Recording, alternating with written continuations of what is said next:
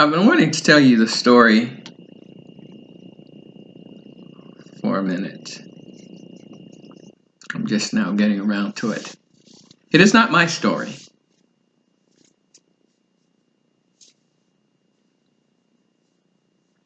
It's Chronicles, no, rather, 2 Samuel chapter 13. I'm going to read it from the New International Version. Listen carefully.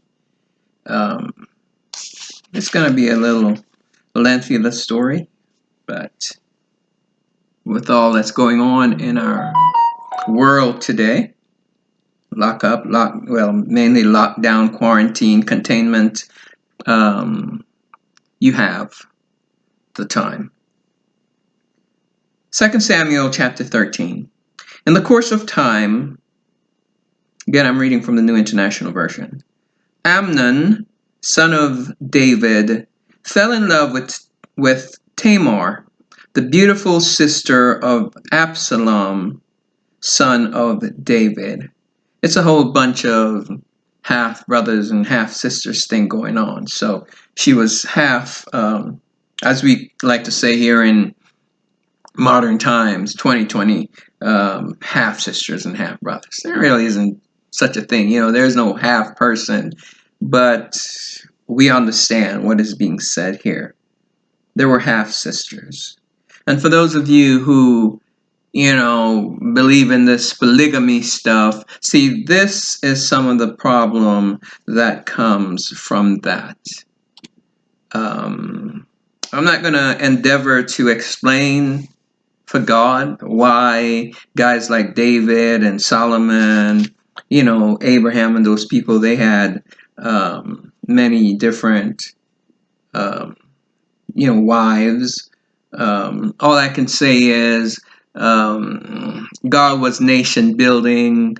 God was going someplace with this, and that's what he chose to do. Also want to remind you that a lot of things changed when Jesus came. And that's why when Jesus talked about marriage, he said, when you go back to the beginning, how God created it and how God made it. It's like the world, in the beginning, on the sixth day when God looked at everything and it was finished, it was good. There was no sin in the world. Sin came through and changed a lot of things. Sin changed, seemed like even the natural universe, the natural part of the world, because, it says that Adam and Eve were in the Garden of Eden and they were naked. You could walk around in the nude, no problem. That means the temperature was just right, and all of this. But after the flood, we see the 4 seasons came about, and God said, hey, that's the way it's going to be until, such and such a time.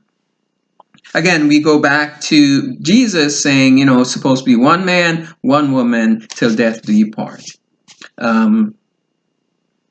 That was God's original plan for mankind. Sin came through and changed that.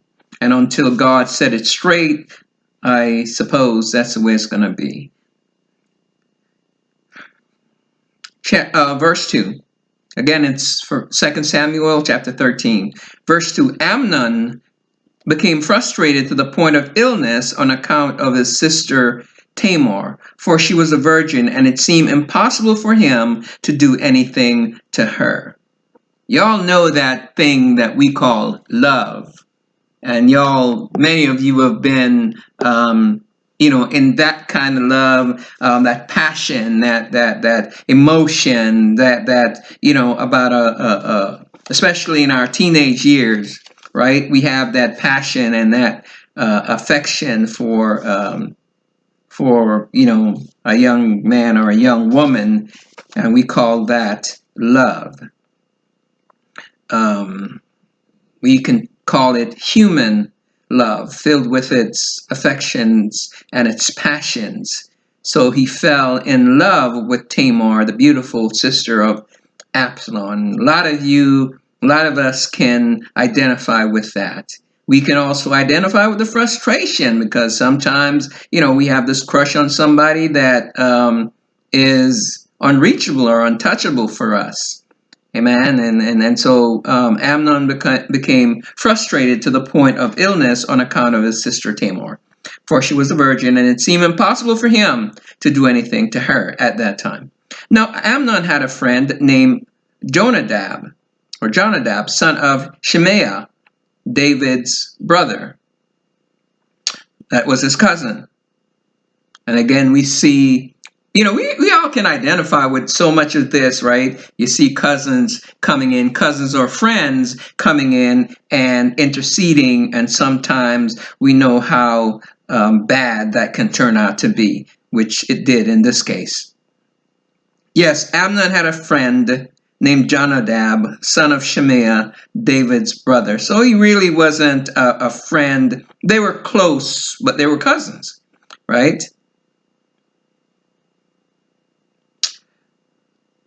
Jonadab was a very shrewd man. In today's time, we don't use shrewd. He was just slick. He was sly. He was devilishly slick and sly. Amen? He was, yeah. He asked Amnon, "Why do you, the king's son, look so haggard? Why do you look so," as we would say here in the U.S., ghetto style? Why do you look so ratchet? Why do you look so ragged? What's up? Why do you, the king's son, look so haggard? Morning after morning. Won't you tell me? Amnon said to him, "I'm in love with Tamar, my brother Amnon's sister." "Go to bed and pretend to be ill," Jonadab said. "When your father comes to see you, say to him, 'I would like my sister Tamar to come and give me something to eat. Let her prepare the food in my sight so I may watch her and then eat it from her hand.'" And again, the friend, the cousins, his intentions, I suppose, was right. And we have to understand a lot of times, people give us advice and with good intentions, but the road to hell, they say, is paved with a lot of good intentions. Amen. I have to give it to Jonathan, being a very slick, very smart young person. I guess his intention was right, I suppose. Trying to help out a friend. I suppose. Verse 6. So Amnon lay down and pretended to be ill. When the king came to see him, Amnon said to him, "I would like my sister Tamar to come and make some special bread in my sight, so I may eat from her hand." Apparently, the sister Tamar had some specialty that she used to cook up. And so,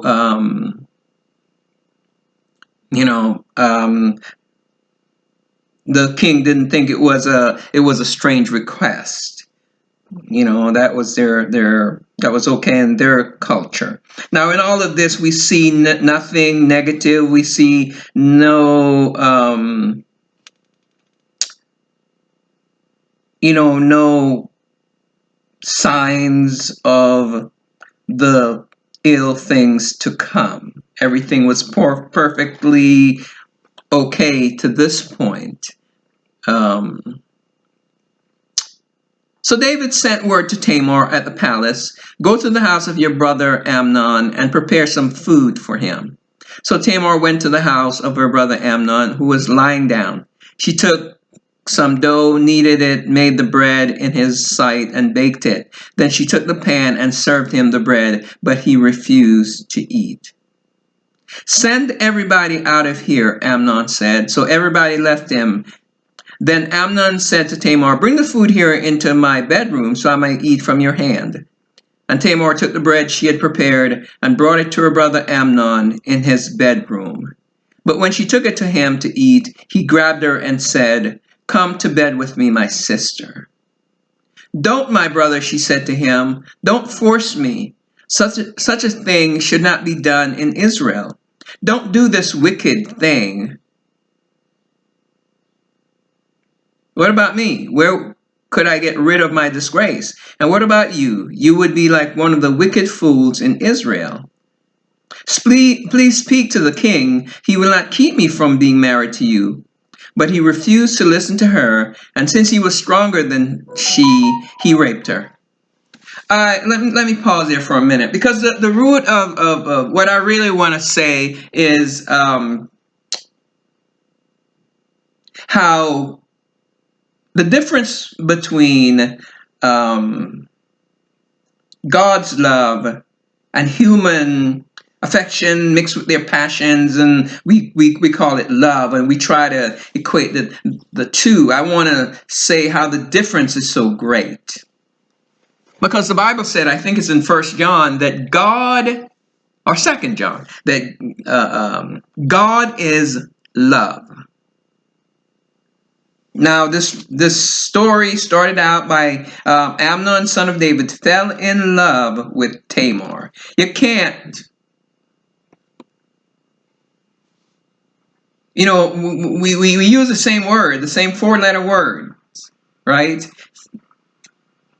But it's not the same, and I think we need to stop using it. I know it's not going to happen, but we need to stop. Because God's love, or the Bible said God is love. It says God so loved the world that he gave. See?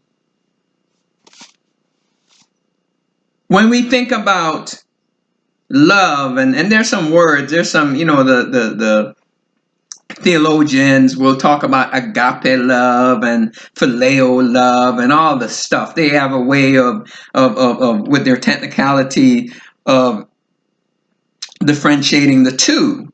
But the Bible said God is love. It didn't say there's two kinds of love. It didn't say God's love and man's love. But we understand that the devil, in his whole campaign, his whole effort to make himself seem like a viable option for life and living, he comes up with his own version of everything that God, come up with and try to do. Amen? So yes, he's going to get it all confused and conflicted about love. So, you're talking, and you having a godly conversation, and we're bringing love in the mix, and then you have ungodly human conversation over here, and we're bringing the two words in place. And for those who don't know that there's a difference, those who don't know the real from the fake. You see God's love, and God is about real love, while humanity is the fake, led by the devil. Because see, the Bible starts by saying that he fell in love with his sister, and then it goes down to say how the kind of love that he was feeling towards his sister is filled with frustration to the point of illness. God's love don't make you sick. See, God is healing power. Yeah. When we love in the sense of God's love, the love that God has, you see, so much that he gives. It's not about taking. Said God is love. You cannot, if you're not in Christ, if God is in the mix, you're not loving. You see, you're not loving, man. No. All this passion. You know how many people I think about what's her face and how much, she loved me and she this and that and whatever, but it was conditional. See, that's one of the difference between man's love, or man's idea of love, and true love, which God is. Man, everything about man is temporary and it's conditional. So all this affection and good feelings that y'all having for one another, it's conditional. And you might have good intention, young man or young woman. You might have good intention, but you don't know that other person's concept or what his or her condition is when this affection and this good feelings will change. I've been there, in a relationship, and I'm affectionate to this one, but hey, I'm in a position where I'm a player, girl. I was a big star at the club, DJ, modeling, and all that good stuff. So women everywhere. And so, yeah, God is love. And if God is not the center of your relationships, then it's temporary. And that's one of the reasons we see the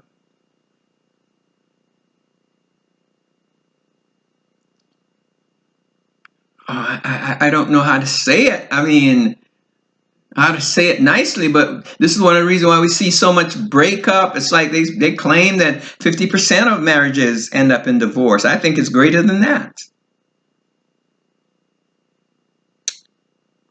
Marriage don't last anymore. We see a relationship don't last, and people just, we see the mass fornication, mass adultery, mass divorce, because God is not in it.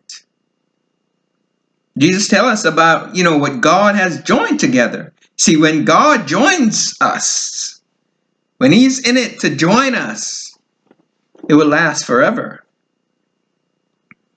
Now, it doesn't mean that, because you're going through a divorce or you're divorced or whatever, you have a breakup, that God wasn't in it in the first place. Because God always gives us choice and choices. That's why Jesus said, what God has joined together, let not man separate.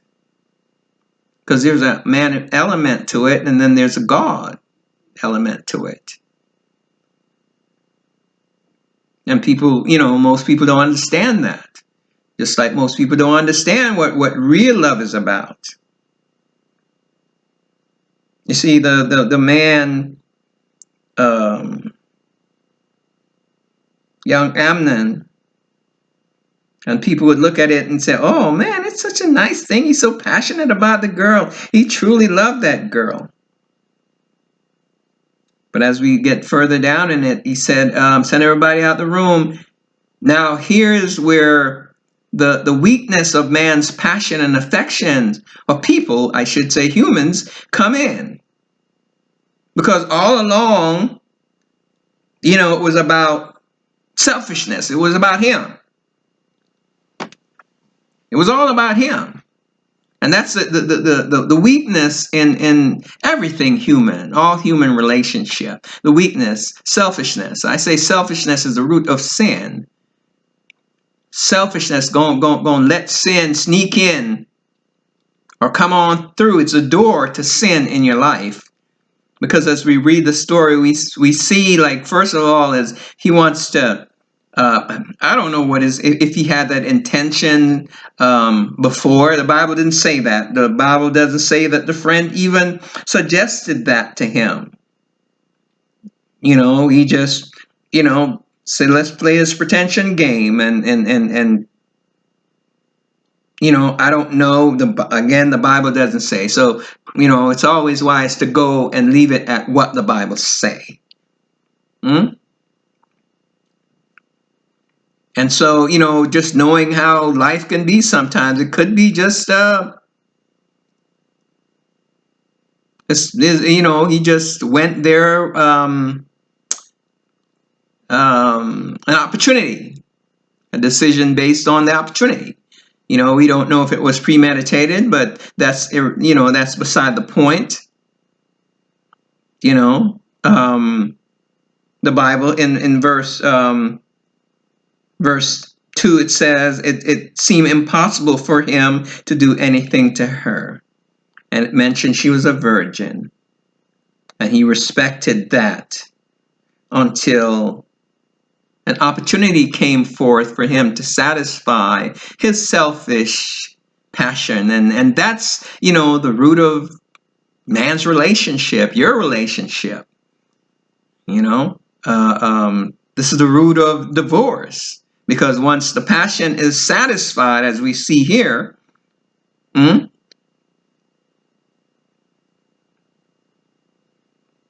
once the passion is satisfied,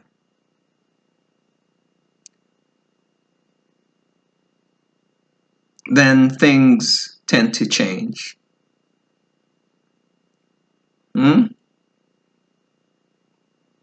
Everything was fine until he had his opportunity. Then all that about it seemed impossible, it was impossible for him to do anything to her, became possible. When he saw, see, a lot of times, man, my old soccer coach, when I was a young man, just learning the game, the formal part of the game, and just being in a structured system, my coach used to put me out on the wing. He used to say, "Pressure will tell." That's how we squeeze juice out of our fruits. We got to apply that pressure. Pressure will show what you're really made of. So now she's in his presence, and all this impossibility changed.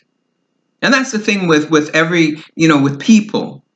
Change is always imminent. Change is always there on some level. Some by choice and some by circumstances. As we see in this case, the circumstance change. Now she wasn't far away from him; she was in his presence, and so his attitude and his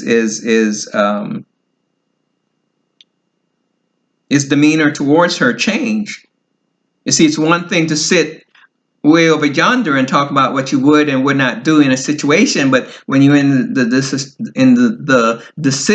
situation, telling how you're gonna react. And so a lot of times, we have to be, we have to show some sympathy and empathy towards people, and not be a judge, not be quick to judge them, because, we don't know what we would do in the same situation. We probably would make the same decisions. We just, at least I try to say, that if I was in that position, I would make that decision. That's all I try to say, not in a condemning tone, just saying, keeping in mind that who knows what I would have done. Probably would have done the same thing, probably better or worse. Amen? And that's why God say for us not to judge one another, just, show grace and mercy as he has shown grace and mercy to us. But this is the way human love, human affection, this thing in our relationship can be. Starts out great. And I'm sure a whole bunch of people all over the world can testify to this. How we start out all lovey-dovey. And situations through time change that affection. Not so with God. God's love, God's affection, God's feelings towards us is forever, because he gave Jesus once and for all. God so loved the world that he gave the greatest thing that humans need. The greatest thing that we need. God gave it once, and we have it forever. For God so loved the world that he gave his only begotten Son, that whosoever believe in him should never perish, but have everlasting life. God is love. There is no true love, no matter what people tell you. If they're truly loving, God's got to be in the mix. It's got to be in a godly manner. Amen? 1 Corinthians chapter 13, verse 4 said, and just talking about real love, where God is. Love is patient. Love is kind. It does not envy. It does not boast. It is not proud. It is not rude. It is not self-seeking. It is not easily angered. It keeps no record of wrongs. Love does not delight in evil, but rejoices with the truth. It always protects, always trusts, always hopes, always persevere. Love never fails. And we're talking about God's love. We're talking about the love where God is. Hmm? It's patient. It's kind. It does not envy. It does not boast. It's not proud. It is not rude. It is not self-seeking. It's not easily angered. It keeps no record of wrongs done. It does not delight in evil. Rejoices with the truth. Always protects. Always trusts. Always hopes. Always persevere.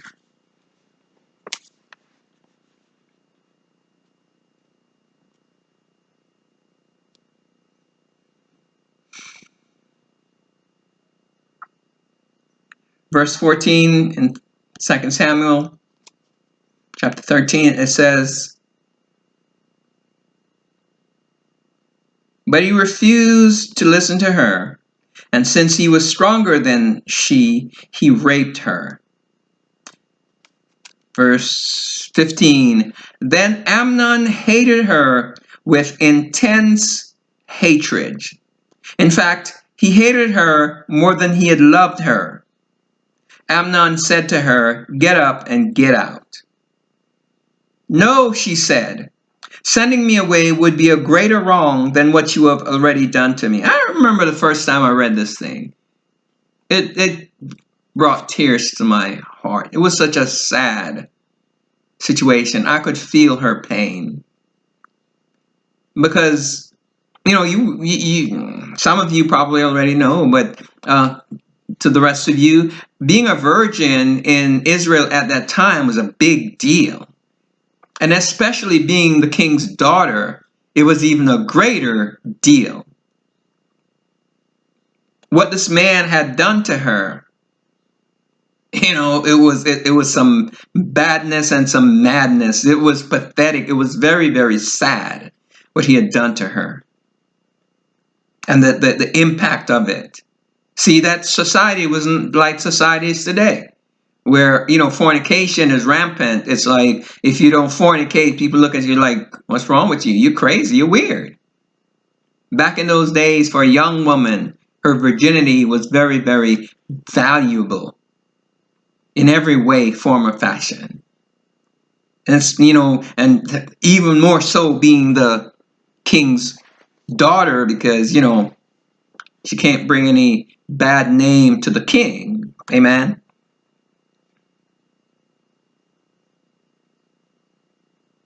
It says,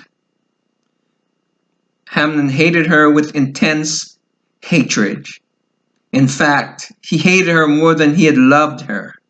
And you see again what I talk about, the temporariness of human so-called love and affection. They love you one day and then the next way. The I can't remember now who sang the song. It's a thin line between love and hate.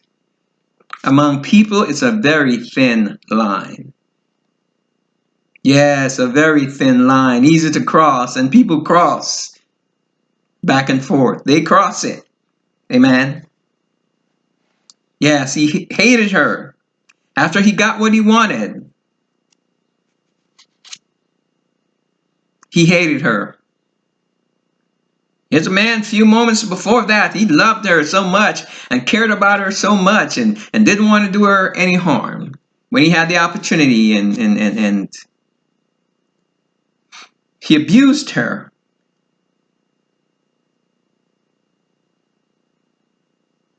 "No," she said to him, "sending me away would be a greater wrong than what you have already done to me." I don't know how that would have worked out, but it said he refused to listen to her. He called his personal servant and said, "Get this woman out of here and bolt the door after her." So his servant put her out and bolted the door after her. She was wearing a richly ornamented robe, for this was a kind of garment the virgin daughters of the king wore. Like I said, it was a special thing. Tamar put ashes on her head and tore the ornamented robe she was wearing. She put her hand on her head and went away weeping aloud as she went. He disgraced the young girl.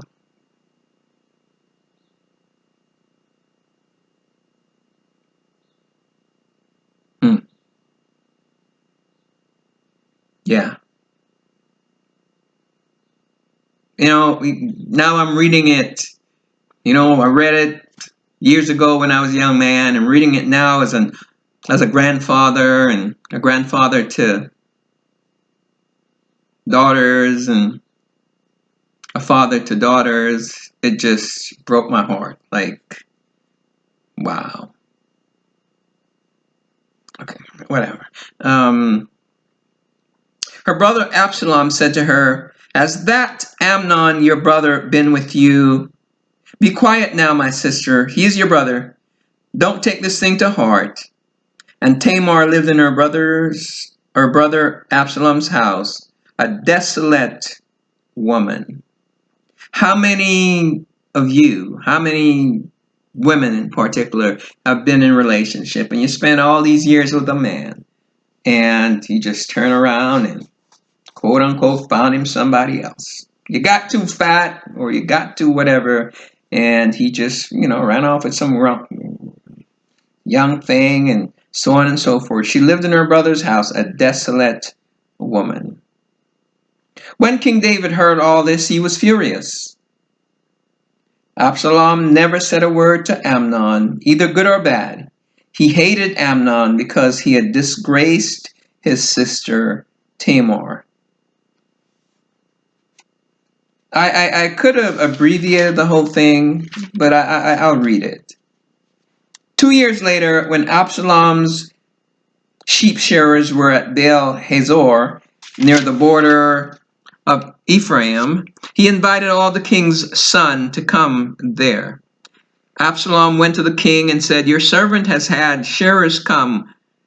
Will the king and his officials please join me?" So after, the sheep shearing and all that stuff, they have a little party to celebrate. "No, my son," the king replied. "All of us should not go. We would only be a burden to you." Although Absalom urged him, he still refused to go, but gave him his blessing. Then Absalom said, "If not, please let my brother Amnon come with us." The king asked him, "Why should he go with you?" But Absalom urged him, so he sent with him Amnon and the rest of the king's sons. Absalom ordered his men, "Listen, when Amnon is in high spirit," and I want to say this to you, I respect the young man for that. You don't find a lot of that anymore. A lot of brothers sticking up for their sisters. That's what our society has come to. There was a time when you could trust, man, someone mess with you, hey, you go get big bro, and he's going to handle the business.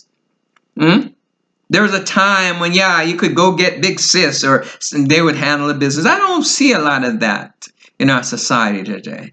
Everybody's in their own little bubble. So I respect the brother for that. It says, Absalom orders his men, "Listen, when Amnon is in high spirits from drinking wine, and I say to you, strike Amnon down, then kill him. Don't be afraid. Have not I given you this order? Be strong and brave." So Absalom's men did to Amnon what Absalom had ordered. Then all the king's sons got up, mounted their mules, and fled. And you can read the rest of the story for yourself. The point is that human love so often and increasingly more and more these days end up in tragedy, end up in a bad way if God is not in it.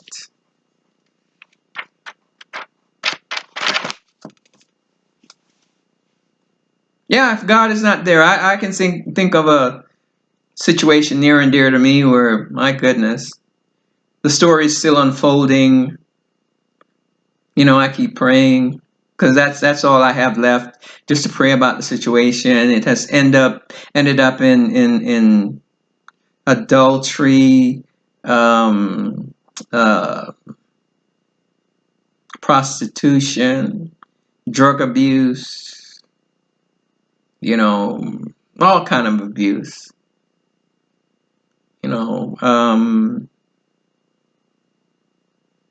It's a marriage that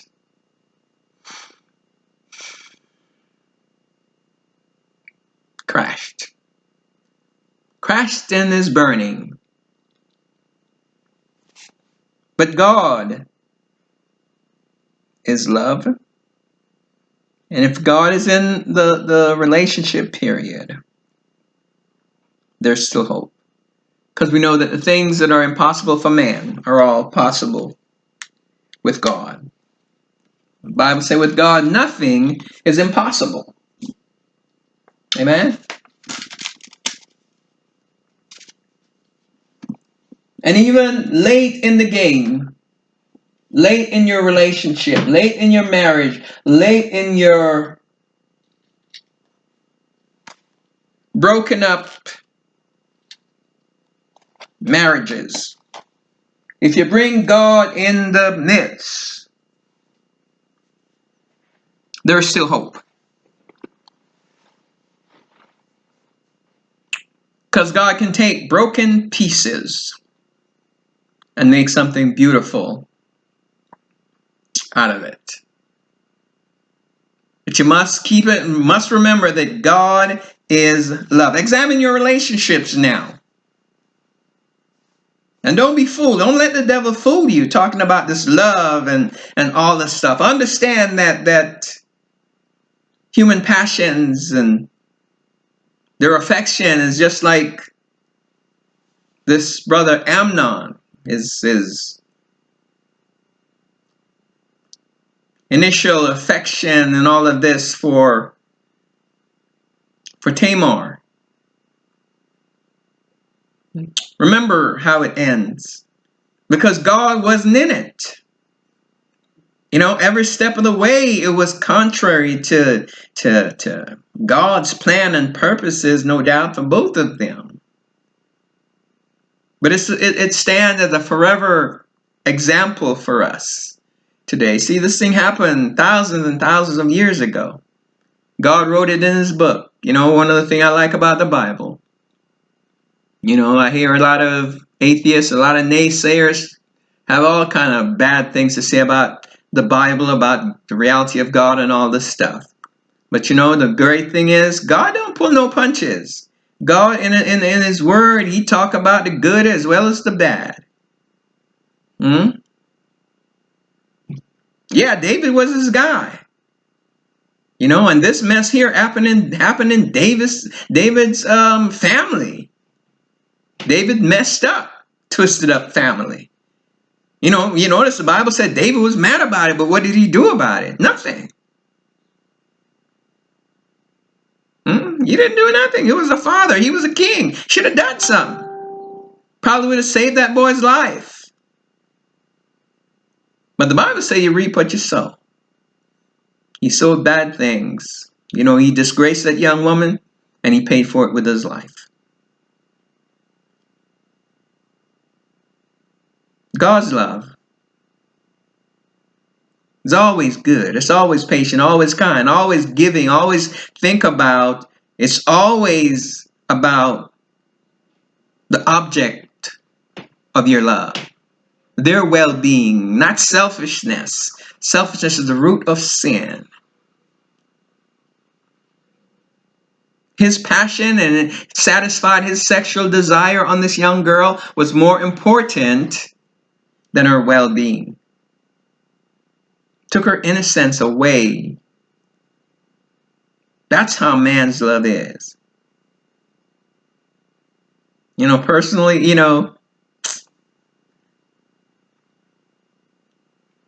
y'all can, I can say to all them women, y'all can save it. Don't even tell me about it. Just let me see it. Because love is an action word. It's not just something that you just say.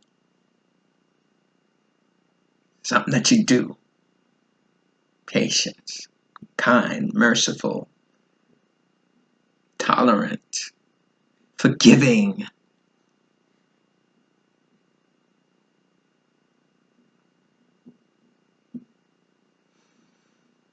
God so loved the world that he gave.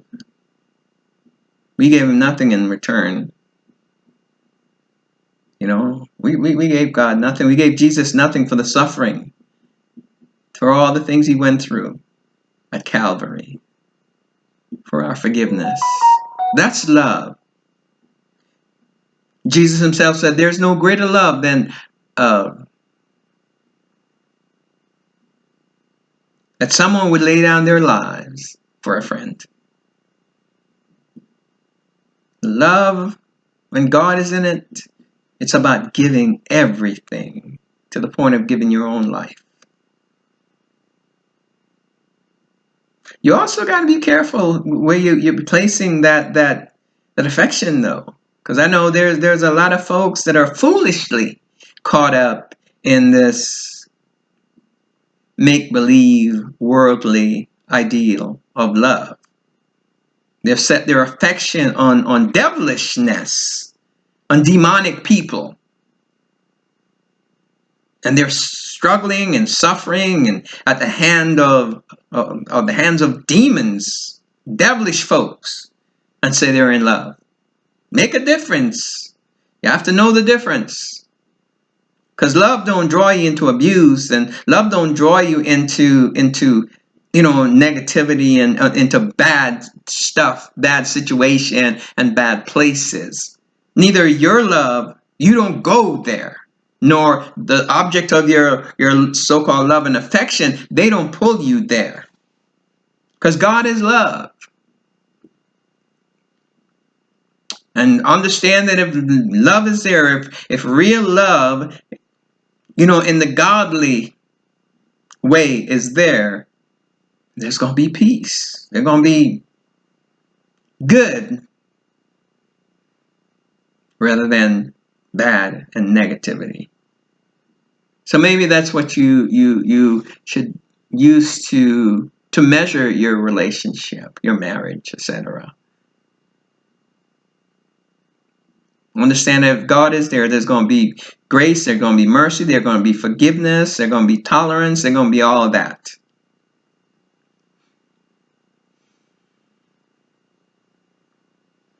God is love. There's no real love without God being in it. Bless up. Have a great Sunday, everybody.